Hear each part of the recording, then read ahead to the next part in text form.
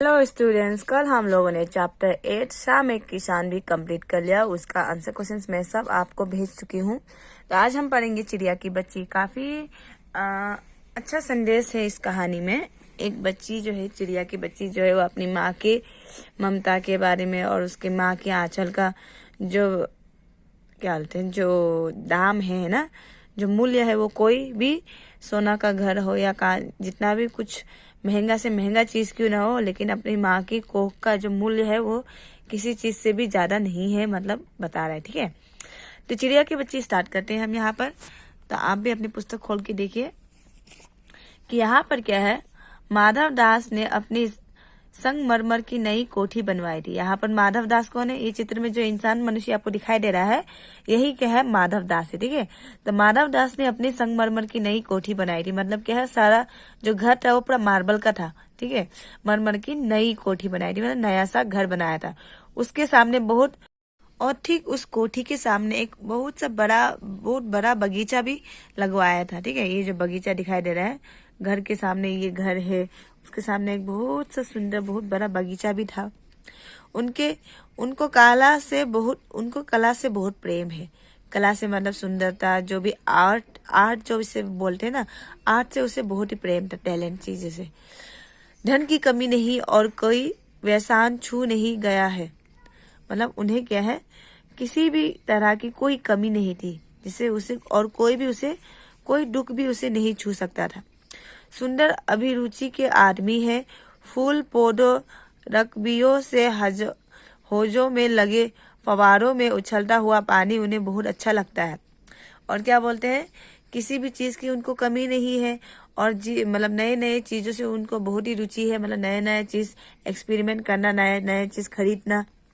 और क्या है, फूल पौधों और रुकबियों में हजारों, और अपने बागीचे में एक बड़ा सा उछलता हुआ पानी का वो लगाया, फवारा लगाया, जो उसको बहुत अच्छा लगता है। समय भी उनके पास काफी है, और उनके पास जो क्या है, काफी सारा समय भी रहता है। शाम को जब दिन की गर्मी ढल जाती है और आसमान कई रंग का हो जाता है, तब कोठी के बाहर चबूतरे पर तख्त डलवाकर मस्नान के सहारे वो गलीचे पर बैठते हैं और प्रकृति की छटा निहारते हैं। तो क्या हो जाता है, तो सुबह से लेके दिन भर की, जो सुबह से अभी धूप निकल गया, दिन भर की जो गर्माहट होती है, वो कब जाके शांत होती है? शाम को, जब धूप चला जाता है, जितनी गर्माहट क्या है ठंड में तब्दील हो जाती है, उस समय जब आकाश में क्या है, अलग अलग तरह के रंग दिखाई देते हैं। जब अंधेरा होने वाला होता है तो कभी लाल, कभी काला, कभी ब्लू ब्लू टाइप का थोड़ा होता है ना आकाश। तो इस समय क्या करते हैं, वो बाहर निकलकर अपने तख्त पर बैठ जाते हैं, मतलब चेयर पे बैठ के क्या करते हैं, उस प्रकृति, उस सुंदर सा जो नजारा होता है शाम का, उसको निहारते हैं। इनमें मानो उनके मन को तृप्त मिलती है। मतलब ऐसा लगता है कि उनको क्या है, शांति मिलती है, तृप्त मिलती है। शाम के उस नज़ारे को देखकर उनको काफी सुकून सा महसूस होता है, उनको काफी आनंद सा लगता है, क्योंकि वो एक अकेले इंसान रहते थे ना दिन भर की इधर उधर में। अभी उनका कितना काम रहता है, और अकेलेपन में जब वो उस प्रकृति की सुंदरता को निहारते हैं तो उनको काफी आनंद सा प्राप्त होता है। मित्र हुए तो उनसे विनोद चर्चा करते हैं, नहीं तो पास रखे हुए फसी हुक्के की सटक को मुंह में दिए ख्याल ही ख्याल में संध्या को स्वप्न भी भारती गुजर देती है। क्या है, अगर सामने अगर कोई दोस्त होता तो उनका, तो वो तब क्या करते, उनसे आर्ग्यूमेंट नहीं होता क्या, विनोद चर्चा करते, उसके ऊपर बात करते।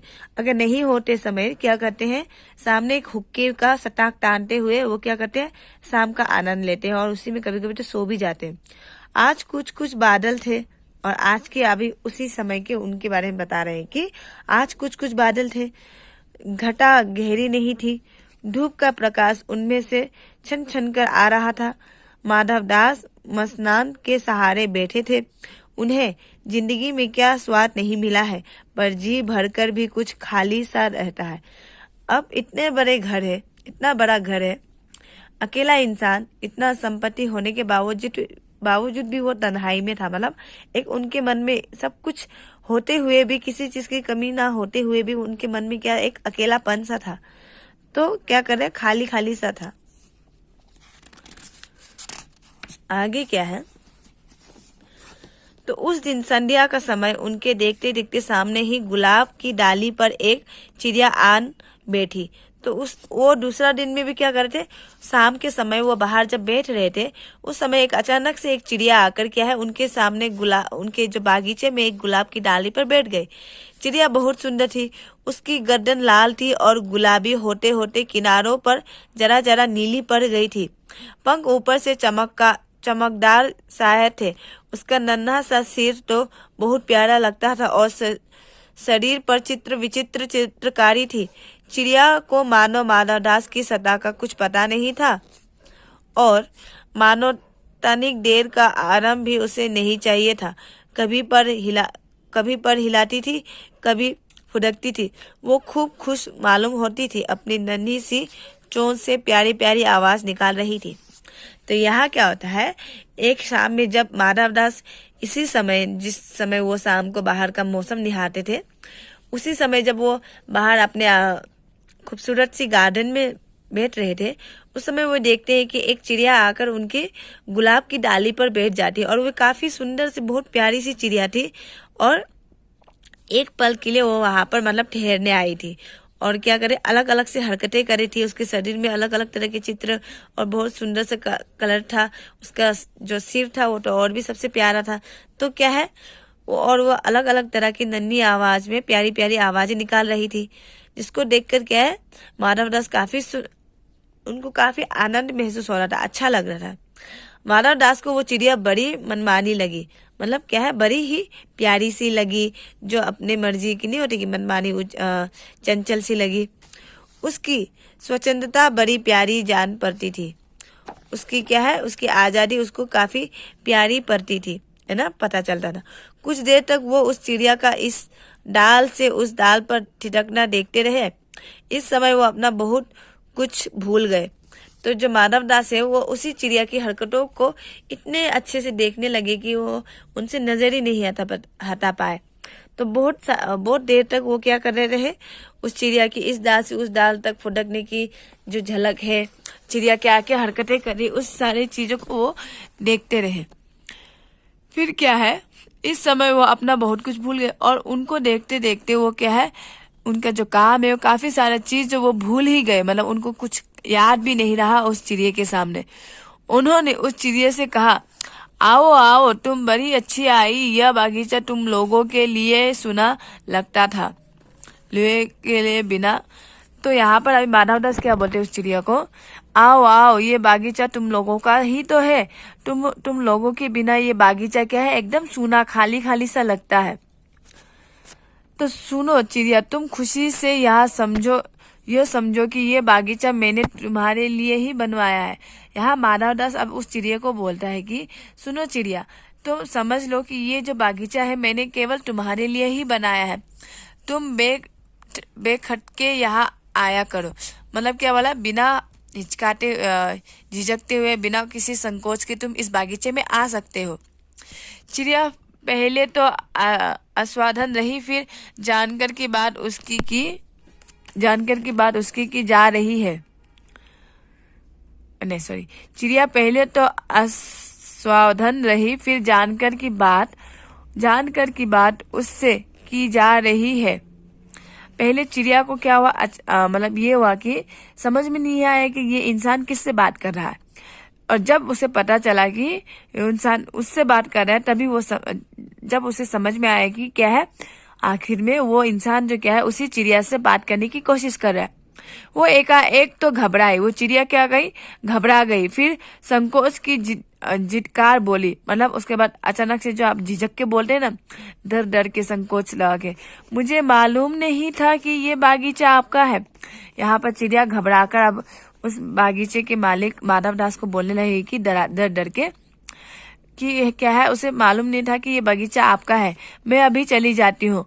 पल भर सांस लेने के लिए यहाँ ठिक गई थी, मतलब उड़ते उड़ते वो थक गई थी। तो 1 सेकंड के लिए सांस लेने के लिए वो क्या है, वहां पर लैंड करने लग गई थी, मतलब वहां रुक गई थी। तो उसने बताया कि मैं पल भर के लिए केवल यहाँ आई थी, मुझे सांस लेने के लिए, उड़ते उड़ते जब वो थक गए थे।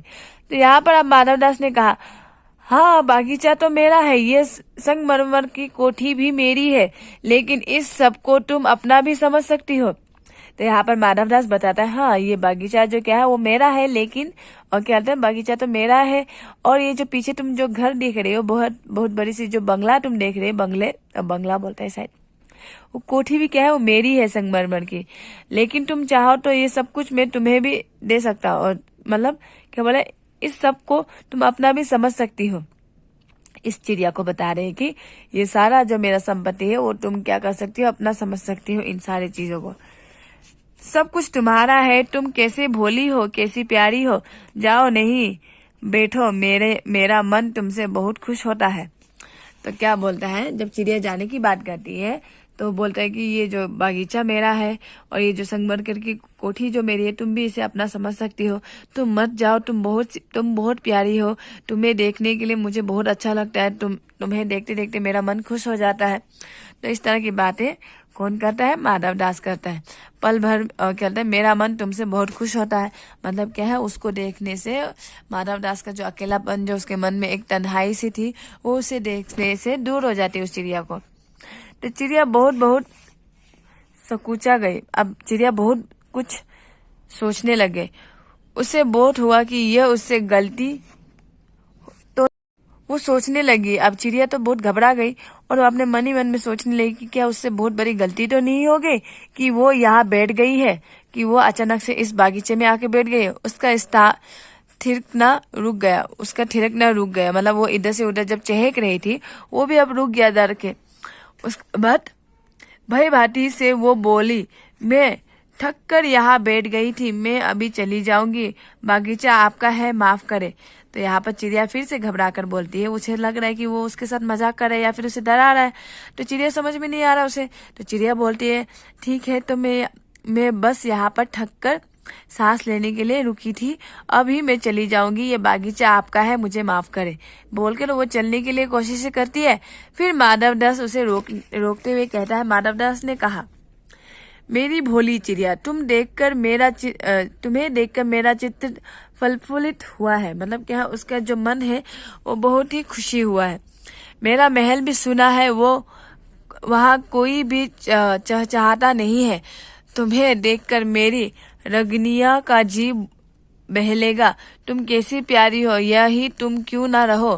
तो यहाँ पर बोलता है, तुम्हें देखकर क्या है, काफी दिनों बाद मेरे मन में एक खुशी छाई है, मेरा मन, मुझे तुम्हें देखकर अच्छा लगता है, तुम्हें देखकर मुझे खुशी मिलती है।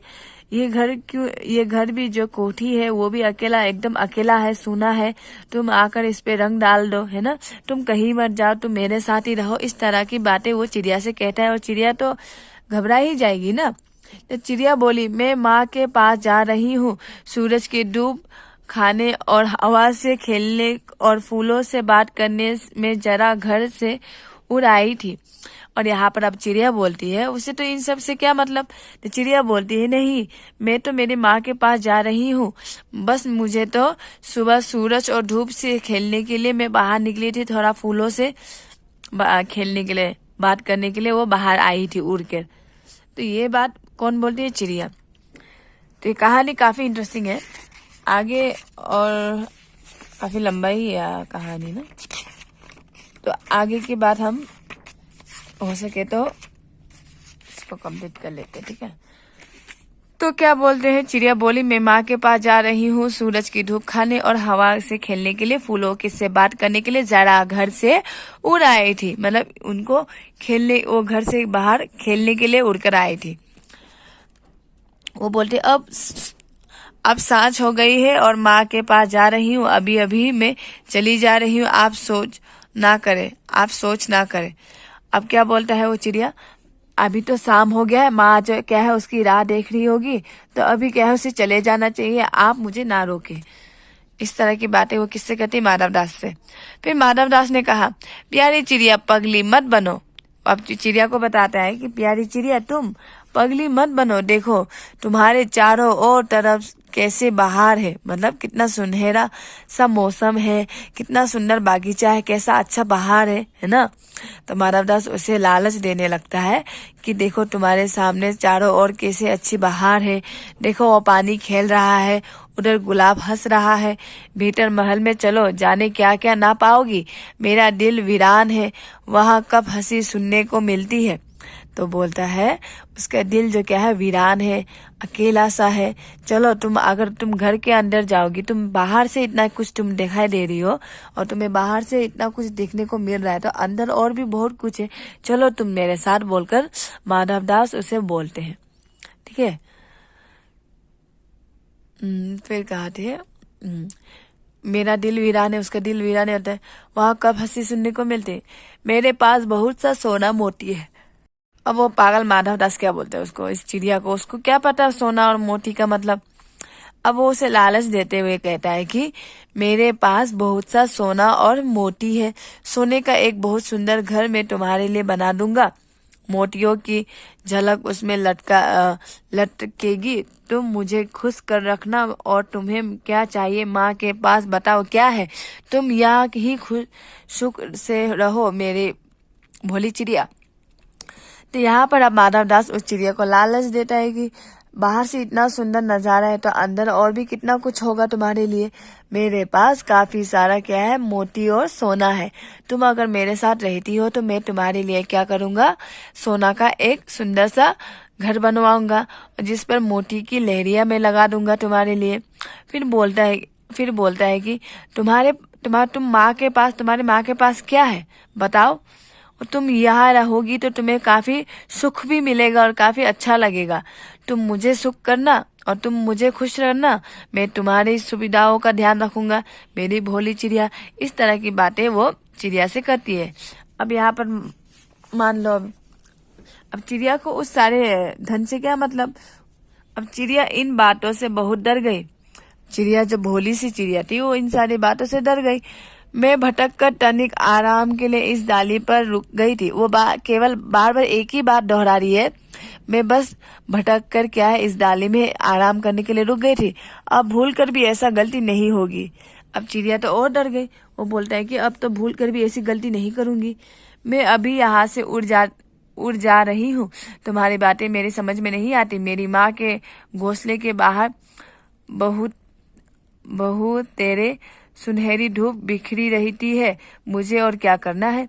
अब यहाँ पर चिड़िया इतना प्यारा बात बोलता है कि क्या है, मुझे तुम्हारे सोना चांदी से क्या मतलब है ना, उसके माँ के घोंसले के आगे एक सुनहरी सी धूप निकल के आती है, मुझे तो बस वही चाहिए, मुझे आपके सोने चांदी से क्या करना है। 2 दाने माँ ला देती है और जब मैं पर खोलने बाहर जाती हूँ तो माँ मेरी बात देखती रहती है, और क्या बोलते हैं, उसको खाने के लिए भी उसकी माँ ही दाना ला देती है, 2 दाने उसकी माँ ला देती है, और खेलने के लिए जब वो बाहर जाती है तो उसकी माँ जो क्या है, वो शाम को उसकी चिड़िया की बच्ची जो घर आने वाली है उसकी राह देखती रहती है, मुझे तुम और कुछ मत समझो, मैं अपनी माँ की हूँ। और यहाँ पर अब चिड़िया क्या बोलती है, माधवदास को धमकी देते हुए कहती है कि तुम मुझे कुछ ना समझो, मैं केवल अपनी माँ की हूँ, मुझे तो माँ ही चाहिए, मुझे और कुछ नहीं चाहिए, बोल के वो वहां से जाने के लिए सोचने लगती है। तो आज के लिए इतना ही। पेज नंबर 69 हम लोगों ने कंप्लीट किया। कल इससे आगे हम देखते हैं कि चिड़िया ने और आगे कौन सा फैसला लिया और माधवदास और कौन कौन सी चालें चलता है। तो आज के वीडियो में इतना ही।